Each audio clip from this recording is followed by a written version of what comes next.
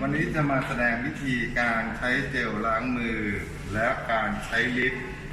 ที่ถูกวิธีนะครับเพื่อป้องกันการติดเชื้อโควิด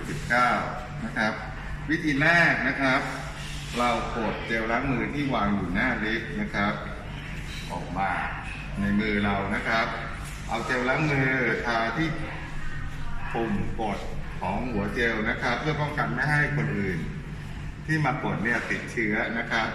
จากนั้นนำเจลมาทาที่ปุ่มกดลิฟต์นะครับที่ปุ่มกดลิฟต์เนี่ยจะเห็นว่าเรามีสกอตเทปใสนะครับพันแปะอยู่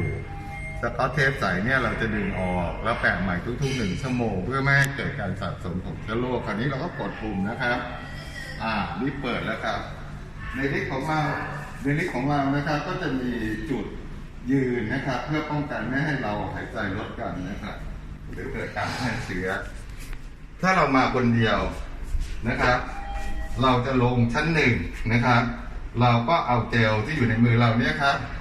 ทาที่ปุ่มกดชั้น1นะครับแล้วก็ปุ่มปิดนะครับแต่ถ้าเรามาหลายคนเราก็จะถามว่ามีใครบ้างที่จะไปชั้นไหนถ้าเขาบอกไปชั้น4ชั้น3ชั้น2เราก็ทาด้วยนะครับถ้ามีหลายๆคนไปทุกชั้นทาหมดเลยนะครับโอเคจากนั้นเราก็กดปิดลิฟต์นะครับลิฟต์ก็จะลงไปนะครับแล้วก็ยืนตามจุดที่พื้นนะครับกำหนดไว้เมื่อเสร็จแล้วเราก็ล้างมือของเรานะครับในเจลที่ยังเหลืออยู่นะครับล้างให้ถึงข้อมือเลยนะครับซอกนิ้วตัวนิ้วหลังนิ้วนะครับอันนี้ก็จะเป็นวิธีการที่จะป้องกันไม่ให้เกิดการแพร่เชื้อโควิด -19 นะครับสำหรับตัวเราแล้วก็คนอื่นที่มาใช้ลิฟต์ด้วยครับอย่าลืมนะครับ